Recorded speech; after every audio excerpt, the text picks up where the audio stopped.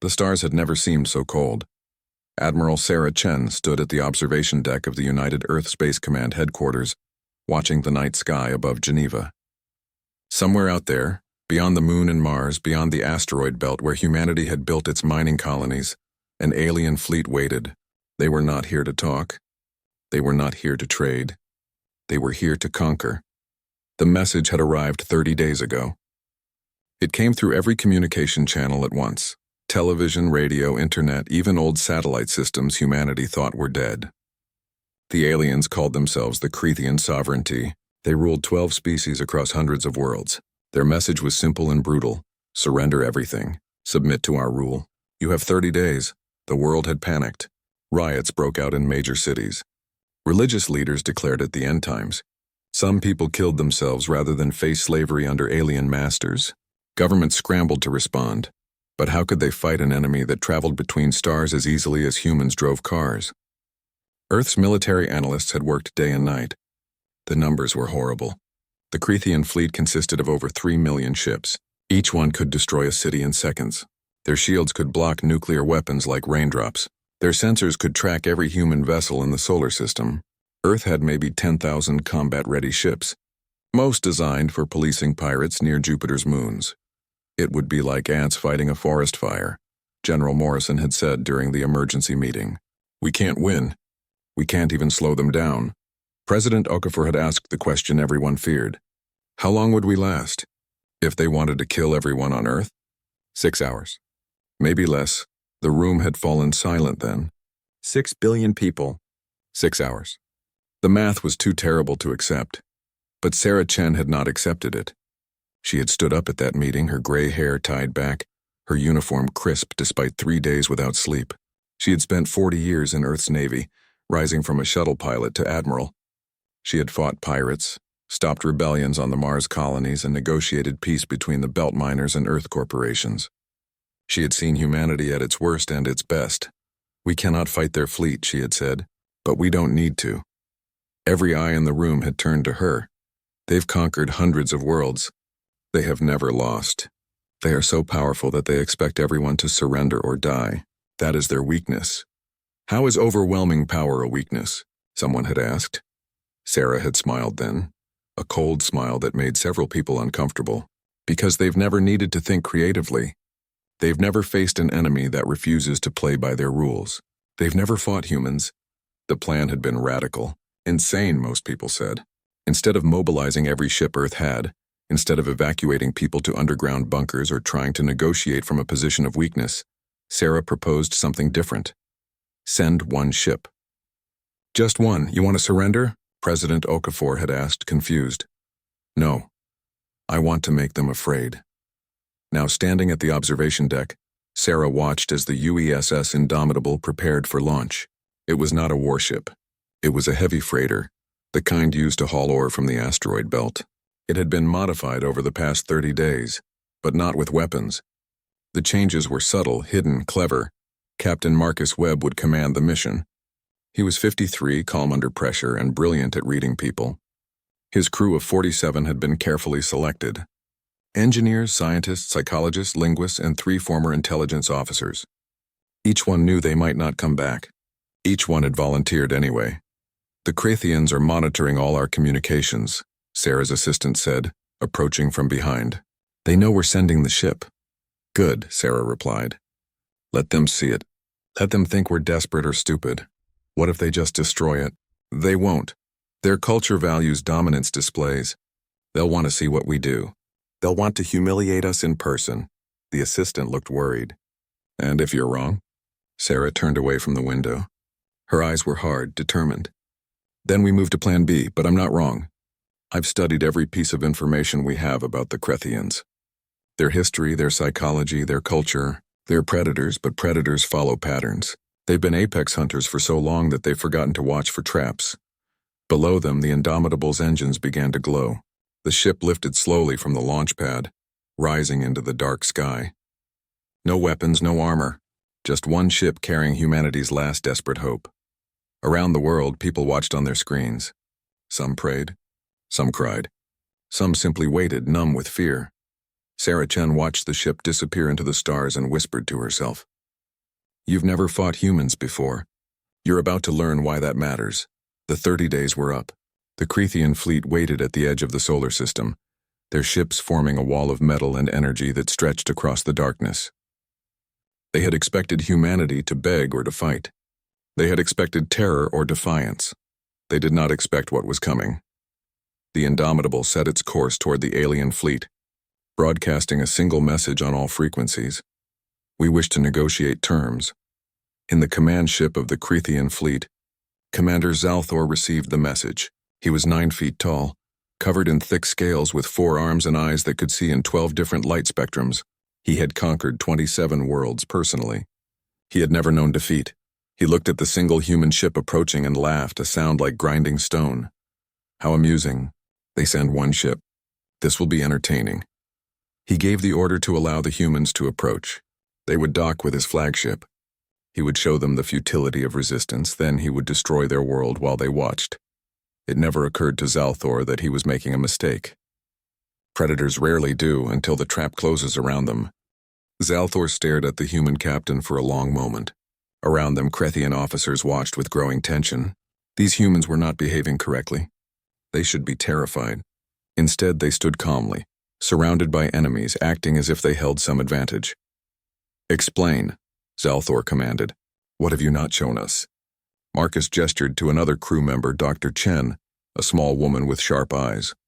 She stepped forward and activated a different display. This one showed the internal layout of a Crethean ship. Your vessels are engineering marvels, Dr. Chen said. Her voice was steady, academic. Your power distribution systems are extremely efficient. However, they rely on a centralized network hub located here. She pointed to a section deep in the ship's core. If this hub is disrupted even slightly, your weapon systems enter a 3-second reboot cycle. Our ships have redundancies, a Crethean engineer officer said defensively. Multiple backups. Yes, 7 backup systems. But they all connect through the same quantum relay. Disrupt the relay and all 7 backups try to activate simultaneously. They interfere with each other. Your weapons go offline for 11 seconds instead of 3. The Crethean officers exchanged worried glances. How did the humans know this? These were classified design specifications known only to their highest engineers. Marcus took over again. Your flagship has 47 critical systems. We've identified the access points for 39 of them. Your shield generators, life support, communications, navigation, all vulnerable to someone who understands the architecture. This is impossible, Zalthor growled. You cannot know these things, but we do. Would you like us to prove it? Marcus nodded to Lieutenant Park. She touched her tablet. Suddenly, the lights in the throne room flickered. Just for a second. Just long enough to notice. Every Crethean in the room tensed, hands moving to weapons. Alarm sounds began to chirp from wall panels. Officers shouted into communication devices. The lights flickered again, then everything returned to normal. Zalthor's 4 hands were clenched into fists. What did you do? Nothing harmful, Marcus replied calmly. When we docked, our ship released several thousand nanomachines. They're smaller than your sensors can detect. They've spread throughout your flagship, mapping every system, every circuit, every power conduit. The light flicker? That was us accessing your electrical grid. We didn't damage anything. We just wanted to show you that we could. A Crethean security officer ran into the room. Commander, our sensors detect unknown particles throughout the ship. They've infiltrated every section. Destroy them, Zalthor roared. We cannot. They're too small, too dispersed. Attempting to eliminate them would require destroying our own ship systems. Marcus let that sink in. The most powerful military force in the galaxy. And humans had infiltrated their flagship within hours. Not with weapons. Not with violence. With technology so subtle that the Cretheans never saw it coming. We could have sabotaged your ship, Marcus said quietly. We could have shut down your shields, disabled your weapons, vented your life support. We didn't. Because we're not here to destroy you. We're here to make you understand what you're facing if you force us into a war. You think your tricks frighten us? Zalthor demanded. But his voice had changed. There was uncertainty now. Fear even? They should, Dr. Chen said, stepping forward again. Because this is what humans do. We adapt, we study, we find weaknesses that no one else sees. You've conquered hundreds of species with overwhelming force, but you've never faced a species that turns weakness into strength. She pulled up another display. This is Earth's military compared to yours. You have 3 million ships. We have 10,000. Your technology is centuries ahead of ours. Your soldiers are stronger, faster, more durable. In any conventional war, you would destroy us in hours. Then you admit defeat, an officer said. No. We admit that conventional warfare is suicide, so we won't fight conventionally. We'll fight the way humans always fight when faced with a stronger enemy. We'll adapt. We'll improvise. We'll use strategies you've never seen because you've never needed to develop them. Marcus took a step closer to Zalthor. You asked what we haven't shown you yet. This is it. Human creativity under pressure. We've had 30 days. In that time, we've analyzed your entire military doctrine. We've identified weaknesses you don't know exist. We've developed 17 different strategies to exploit those weaknesses, and we're already implementing 6 of them. Lies, Zalthor said, but he did not sound convinced. The nanomachines in your ship aren't just sensors, Marcus continued. They're communicators. Right now they're transmitting everything, your technology, your tactics, your vulnerabilities, to every oppressed species in your empire. Every world you've conquered is receiving detailed information on how to fight back. The throne room erupted. Officers shouted in alarm. Security personnel ran to communication stations. Zalthor stood, his massive form trembling with rage. You would not dare. We already have, Marcus said. In the past 6 hours, 17 worlds in your empire have experienced technical malfunctions, communication disruptions, minor sabotage, nothing catastrophic, but enough to make them realize you're not invincible, enough to make them start thinking about rebellion. Park added, your empire is held together by fear of your military power. But what happens when that fear cracks? What happens when conquered species realize they can hurt you? You've made a fatal mistake, Zalthor said, his voice cold with fury. You've turned all of my empire against your world. We will not just destroy Earth. We will erase every trace that humans ever existed. Marcus did not flinch. You could try. But first you'd have to deal with rebellions on 60 worlds. You'd have to secure your supply lines. You'd have to repair your reputation. And while you're doing all that, we'll be preparing, studying, finding more weaknesses, creating more strategies. He locked eyes with the massive alien commander. You've never fought humans before. You've never fought a species that sees being outmatched as a puzzle to solve rather than a reason to surrender. You've never fought an enemy that thinks about warfare the way we do. And how is that? Zalthor demanded. Like we're already losing, Marcus replied. Like every battle is a desperate fight for survival. Like every advantage you have is a weakness we haven't exploited yet. You fight from strength. We fight from desperation, and desperation makes humans very, very dangerous. The room fell silent. The Krethians, warriors who had never known defeat, felt something unfamiliar. Uncertainty, doubt, the beginning of fear. Get them out, Zalthor finally said. His voice was quiet but filled with menace. Put them in detention. I need to think. As the humans were led away, Marcus caught Zalthor's eye one last time. You have a choice. Withdraw from our system and pretend this never happened, or attack Earth and discover what humans are really capable of when you threaten our home. We do not retreat, Zalthor said. Then you're about to learn a very painful lesson, Marcus replied. That power means nothing if your enemy refuses to be afraid of it. The detention cell was small but clean. Marcus and his crew sat in silence, each person lost in their own thoughts. They had played their hand.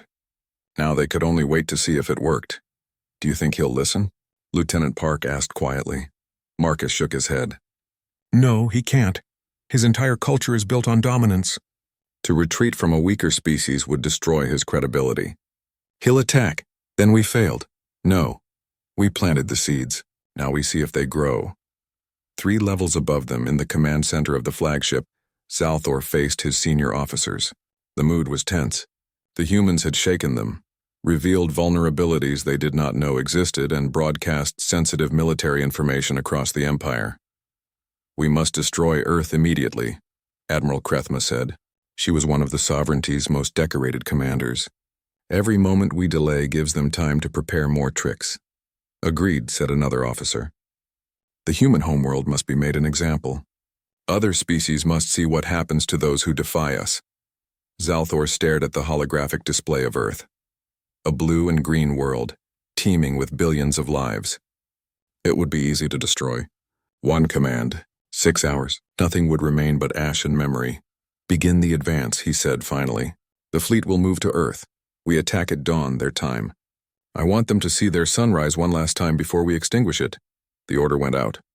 3 million ships began to move, a wall of metal and energy advancing through the solar system. On Earth, warning sirens began to wail. People ran to shelters knowing they were futile. Governments made last desperate broadcasts. This was the end, but humanity had spent 30 days preparing for this moment. And humans, when cornered, became very creative. The Krethian fleet passed Mars, then the asteroid belt, then Jupiter's massive gravity well. Everything seemed clear. No human military presence. No defenses, just empty space. Then the attacks began. They were not what the Krethians expected. No massive fleet engagement. No heroic last stand. Instead, small human ships appeared from behind asteroids, from the shadows of moons, from the dark spaces between. Each ship was barely armed. Most were civilian vessels, miners, cargo haulers, personal shuttles. A mining ship accelerated to full speed and rammed into a Krethian cruiser's shield generator. The impact destroyed both vessels, but the cruiser's shields failed. A dozen other human ships targeted the vulnerable cruiser with everything they had. Kamikaze tactics, Admiral Krethma observed with disgust. They're sacrificing themselves. It's ineffective, another officer said. We've lost perhaps 300 ships. We have millions. But the attacks continued, and they never repeated the same pattern. The Krethians adapted their formation to prevent ramming attacks. So the humans switched to electromagnetic pulse mines, scattered in debris fields. When the Krethians learned to scan for mines, the humans used communications jamming. When jamming was countered, the humans deployed swarms of micro-drones that overwhelmed point defense systems. Each tactic cost the humans dearly, but each tactic also cost the Krethians time, resources, and ships. And each tactic was different. They're learning from every engagement, Zalthor realized with growing unease. They try something, we counter it, and they never use that tactic again. They're treating this entire battle as a learning experience. How is that possible? Krethma demanded. Their command structure should be in chaos. They should be panicking. They're humans, Zalthor said quietly. They fight differently. Then the news came that changed everything, rebellion, not on one world. On 14, conquered species had watched the human resistance and found hope. If tiny Earth could hurt the mighty sovereignty, perhaps they could too. The rebellions were not coordinated. They were spontaneous, desperate, poorly organized. But they were happening on critical worlds. Supply depots, manufacturing centers, communication hubs. The sovereignty's infrastructure, which had never been seriously threatened, suddenly faced attacks on multiple fronts. We must divert forces, an officer urged. If we lose those worlds, we cannot appear weak, Krethma insisted. Finish Earth first, then crush the rebellions, but more reports came in. 20 rebellions, then 30. The humans had broadcast detailed information about Krethian vulnerabilities, and oppressed species were using it, not always effectively, but enough to cause chaos. Meanwhile, aboard the flagship, the detained human crew had not been idle. Marcus understood something the Krethians did not. The sovereignty was not a unified empire. It was a coalition of 12 species, held together by mutual benefit and fear of external threats. Dr. Chen spoke with the guards, asking innocent questions about their homeworlds. Lieutenant Park shared stories about human culture, making the aliens see humans as people rather than targets. Others carefully planted ideas, subtle suggestions that maybe attacking Earth was not in everyone's best interest. Your species joined the sovereignty for protection, Marcus said to one guard, a member of the Velian race. But if the sovereignty starts a war that drains resources, that creates rebellions, that weakens the entire coalition, are you really safer? The guard said nothing, but Marcus could see the thought taking root. Similar conversations happened across the flagship. The human crew was small, but they were experts in psychology, culture, and persuasion. They could not fight Krethians physically, but they could fight them mentally. They're turning the crew against each other, a security officer reported to Zalthor. Subtle. Nothing we can prosecute. But morale is deteriorating. Species within the sovereignty are questioning whether this campaign is worth the cost. Zalthor felt control slipping away. The military situation was manageable. The fleet was still overwhelmingly powerful. But the political situation was unraveling. Every hour of delay allowed rebellions to spread. Every ship lost to human tactics made the sovereignty look vulnerable. Every conversation the human prisoners had planted more seeds of doubt. This is what they wanted, Zalthor realized. They never intended to win militarily. They intended to break us from within. He called his senior officers together. What are our options? Continue the attack, Krethma urged. Once Earth is destroyed, the rebellions will lose hope. Or they'll intensify, another officer countered. Species will see that we slaughtered an entire world and fear they're next.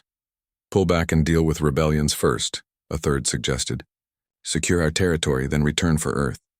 That makes us look weak, Krethma said. The humans made us retreat, the argument continued. No good options existed. Every choice had consequences. Finally, Zalthor made a decision. Halt the advance. Hold position, Commander. Krethma looked shocked. We hold position while I speak with the human captain again. I need to understand what their end goal is. Marcus was brought back to the throne room. He looked tired but calm. Zalthor wondered how a human could remain calm while his species faced extinction. You win, Zalthor said bitterly. Explain your terms. Marcus shook his head. We're not winning. Nobody's winning. That's the point. Then what do you want?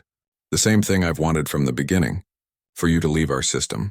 For you to recognize that conquering humanity will cost more than it's worth. Not because we're strong, but because we're unpredictable.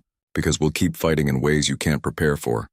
You've turned my empire against me, Zalthor said. No. You did that by being conquerors. We just gave the oppressed species tools to fight back. What happens in your empire now is between you and them. Zalthor was silent for a long moment. If we withdraw, others will think we're weak. Maybe, or they'll think you're smart enough to avoid a pointless war. Your choice. The massive alien commander looked at the small human and felt something he had never experienced in 200 years of warfare. Respect for an enemy. The humans had done the impossible. They had not defeated the sovereignty in battle, but they had made the price of victory too high to accept. The news spread across Earth like wildfire. The Crethian fleet had stopped advancing. They held position just past Jupiter, their massive armada neither attacking nor retreating. People huddled in shelters, watching screens, waiting to see if they would live or die. In Geneva, Admiral Sarah Chen watched the tactical displays. She had not slept in 48 hours. Her hands trembled slightly from exhaustion and stress, but her eyes remained sharp, analyzing every movement of the alien fleet. They're debating, General Morrison said beside her. The fleet has stopped moving, but we're detecting increased communication traffic between their ships. They're arguing about what to do. Good, Sarah said. Confusion is better than certainty. As long as they're thinking, they're not shooting. But for how long? If they decide to attack, we have maybe an hour before the first strikes hit Earth. Sarah knew this. Everyone knew this. The human resistance in space had been brave, but ultimately futile. A few hundred Crethian ships destroyed at the cost of thousands of human lives. The mathematics were brutal. If the Crethians attacked with full force, nothing could stop them. But that was the beauty of the plan. It was never about stopping them. It was about making them stop themselves. Aboard the Crethian flagship, Zalthor faced the hardest decision of his long military career. Around him, his officers argued. Some demanded immediate attack. Others urged caution. The coalition species that made up the sovereignty were fracturing, each putting their own interests first. If we attack Earth now, we look strong, Admiral Krethma insisted. We show that defiance brings destruction. If we attack Earth now, 40 rebellions become 400, another officer countered. Every conquered species will see us as monsters who murder entire worlds. They will fight us with everything they have. They should fear us, Krethma said. Fear is not the same as loyalty, a Velian representative said quietly. The sovereignty has endured for centuries because we offered protection and prosperity. If we become known as world killers, species will flee from us rather than join us. Zalthor listened to them all. The humans had done this. One ship, 47 people, no weapons. They had not defeated the sovereignty. They had simply made the cost of victory unacceptable. He called for Marcus Webb one final time. The human captain entered, flanked by guards. He looked exhausted. His uniform was wrinkled, his face unshaven. But his eyes were still alert, still evaluating, still searching for advantages. "Sit," Zalthor said. It was not an order. It was an offer. Marcus sat. The two commanders looked at each other across the vast cultural and biological divide between their species. "Tell me truthfully," Zalthor said. "What happens if I withdraw from your system? Do you claim victory? Do you mock us across the galaxy? Do you encourage other species to defy us?" Marcus considered the question carefully. "No, we tell the truth, that the Krethian sovereignty evaluated the situation and decided that conquering Earth would cost more than it was worth, that you made a strategic decision, not a surrender. We might even express respect for your military wisdom. You would lie to save face for us? It's not a lie. You are making a strategic decision. The question is which strategy serves you better, destroying Earth and facing decades of rebellions and instability, or withdrawing and maintaining the sovereignty's cohesion." Zalthor was quiet for a moment. "And what happens next time? What if another species hears about Earth and thinks they can use the same tactics?" "They might try," Marcus admitted. "But here's what you're not understanding. This only worked because you gave us time. 30 days. In that time we studied you, planned, prepared. If you had attacked immediately, we would have been destroyed before we could do anything clever. Your ultimatum gave us the chance to adapt, so I should have been more brutal. You should have understood your enemy better. You assumed we would react like other species, with fear or pride. You didn't account for human stubbornness and creativity under pressure. That's not a weakness in your military doctrine. It's just something you've never encountered before." Zalthor leaned back in his throne. His forearms rested on the armrests, claws tapping thoughtfully. "You are honest. I respect that. But if I withdraw, I show weakness. Other species will test us. Maybe.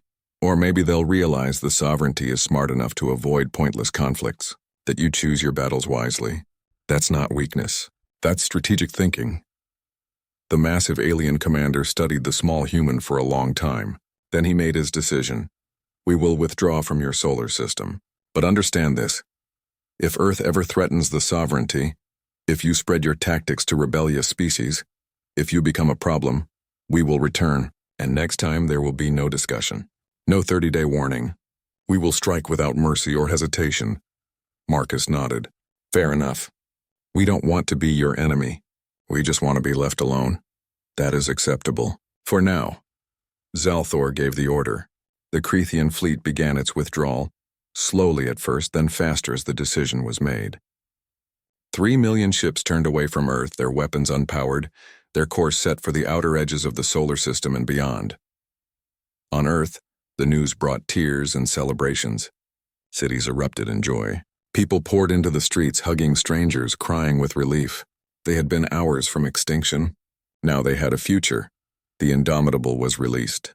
The ship and its crew were allowed to depart the Krethian flagship unharmed. As they flew back toward Earth, Lieutenant Park looked at Marcus with amazement. "We did it. I can't believe we actually did it." "We got lucky," Marcus replied. "Very lucky. If Zalthor had been more stubborn, or if the rebellions hadn't started, or if a dozen other things had gone differently, we'd all be dead right now. But we're not. Earth isn't. Humanity survived. For now," Marcus said quietly, "but everything's changed. The galaxy knows about us now. Some species will want to be our allies. Others will see us as a threat. We bought ourselves time, not peace." Dr. Chen spoke up from her station. "Maybe that's enough. Maybe buying time is what humanity does best. We adapt, we survive, we find a way forward even when it seems impossible." The Indomitable approached Earth, and for the first time in weeks, Marcus allowed himself to relax slightly. They had done the impossible. A single ship had turned back an empire. When they landed in Geneva, Admiral Sarah Chen was waiting on the tarmac. The moment Marcus stepped off the ship, she saluted him. He returned it, then she pulled him into a brief, fierce hug. "You did it," she whispered. "You beautiful, crazy people actually did it." "We followed your plan," Marcus said. "My plan would have gotten you killed if you hadn't executed it perfectly. You gave them exactly what they needed, a reason to doubt, a reason to hesitate, a reason to question whether we were worth the cost. Over the following weeks, the truth came out. The nanomachines had indeed infiltrated the Krethian flagship and broadcast technical data across the sovereignty. But the human crew's greatest weapon had not been technology. It had been psychology. Every conversation with guards, Every analysis of Krethian tactics, every demonstration of human adaptability. It had all been calculated to plant one simple idea, that humanity was different, unpredictable, more trouble than it was worth. Other alien species began contacting Earth. Some wanted alliances.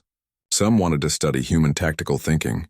A few wanted to warn humanity that not all galactic powers would be as restraining as the Krethians. Admiral Sarah Chen gave only one interview about the incident.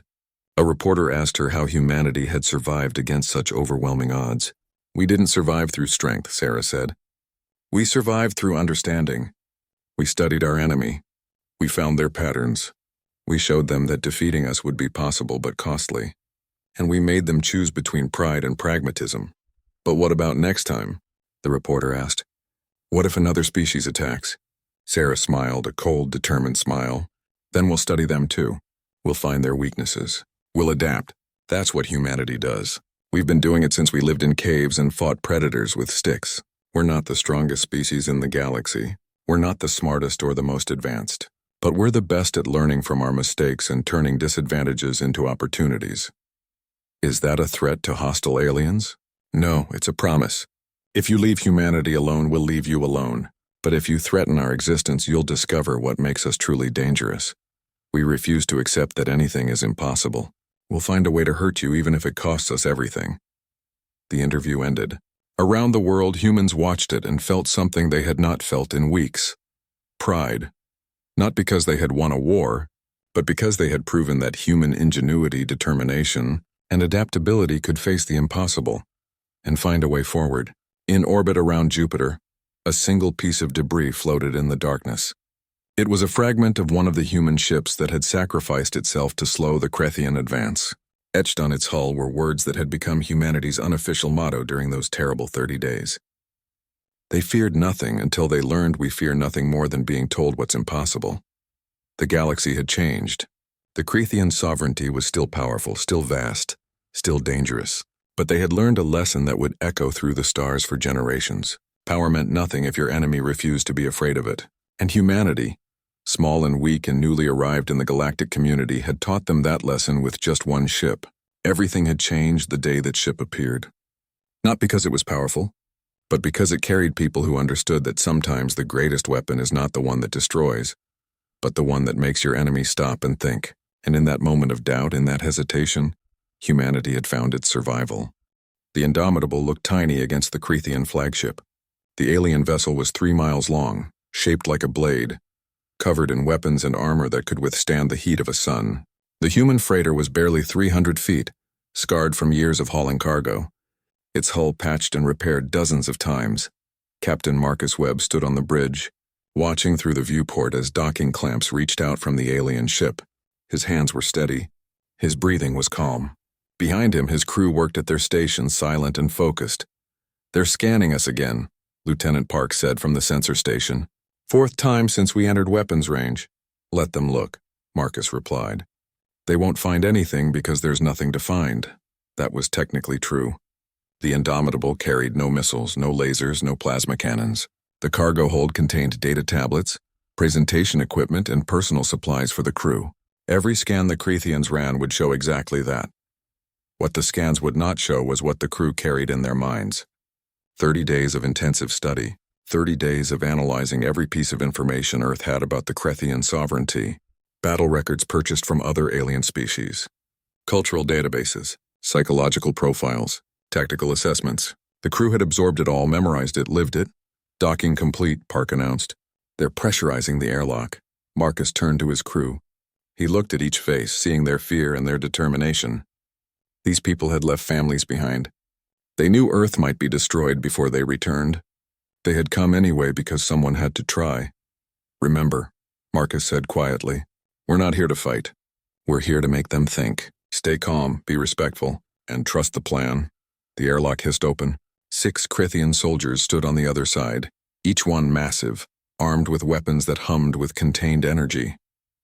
They wore no helmets, deliberately showing their alien faces to intimidate the humans. It worked. Several crew members flinched at the sight of the scaled, 4-armed warriors. But Marcus walked forward without hesitation. "I am Captain Marcus Webb of the United Earth Space Service. We have come to negotiate. The lead soldier made a clicking sound that the translation device rendered as laughter. You have come to beg. Follow. Commander Zalthor will see you briefly before your world dies. They were led through corridors that seemed designed to make visitors feel small. The ceiling soared 40 feet high. The walls were covered in trophies from conquered worlds, weapons, flags, skulls. The message was clear. Resistance is futile. Marcus noticed everything. The placement of guards, the lighting, the number of doors, the way the Krethians moved. His crew did the same, their training kicking in. This was an intelligence-gathering mission as much as a diplomatic one. They entered a massive chamber. It was a throne room, though the Krethians did not call it that. Commander Zalthor sat on a raised platform, surrounded by holographic displays showing Earth in real time, cities, military bases, populations. The alien commander could destroy any target with a gesture. Zalthor was impressive even by Krethian standards. His scales were dark red, marked with scars from 100 battles. His forearms rested on the sides of his chair, each hand large enough to crush a human skull. His eyes fixed on Marcus with something between curiosity and contempt. You are the emissary of Earth? Zalthor's voice was deep, resonating through the chamber. You command this single ship? I do, Marcus replied. He did not bow. He met the alien's gaze directly. Where is your fleet? Where are your weapons? Where is your pride? We brought what matters. Zalthor leaned forward. And what is that? Information. The word hung in the air. Several Krethian officers exchanged looks. This was not the response they expected. Humans were supposed to beg or threaten or weep. Information was not intimidating. Marcus gestured to his crew. They stepped forward and activated their data tablets. Holographic displays appeared in the air, showing star charts, battle formations, tactical analyses. We have spent 30 days studying you, Marcus said. Your military history spans 2,000 years. You have fought 643 major campaigns. You have never lost a significant battle. You are the most powerful force in this region of the galaxy. This we know, Zalthor said, sounding bored. Is this your negotiation? To tell us how powerful we are? No, this is our negotiation. Marcus nodded. Lieutenant Park touched her tablet. The holographic display changed. It now showed a Krethian battle from 200 years ago. The Sovereignty fleet attacking a world called Turthan Prime. This battle lasted 6 hours. You lost 47 ships. Your enemy lost everything. A glorious victory, one of the Krethian officers said proudly. Yes, Marcus agreed. But you lost 47 ships because your command structure has a specific weakness. When the flagship is engaged, peripheral vessels wait for direct orders rather than adapting to changing conditions. Your enemy discovered this and exploited it. If they had been more coordinated, you would have lost 200 ships instead of 47. The chamber fell silent. Zalthor's eyes narrowed. Marcus continued, his voice calm and professional. The Battle of Krennis Station. You won in 3 days, but your shield generators have a refresh cycle of 0.73 seconds. An enemy with precise timing could have penetrated your defenses 17 times during that battle. Another officer stepped forward. This is speculation. No one has ever... The Siege of Vorath. Your quantum shields failed for 1.2 seconds when hit by coordinated plasma bursts from 3 angles. You won because your enemy ran out of ships, but the vulnerability remains. Park pulled up more data, battle after battle. Each one analyzed. Each one showing patterns, weaknesses, exploitable flaws. You've studied our battles, Zalthor said slowly. His voice had changed. The boredom was gone. What does this prove? Marcus looked directly at the massive alien commander. It proves that we are not like the other species you've conquered.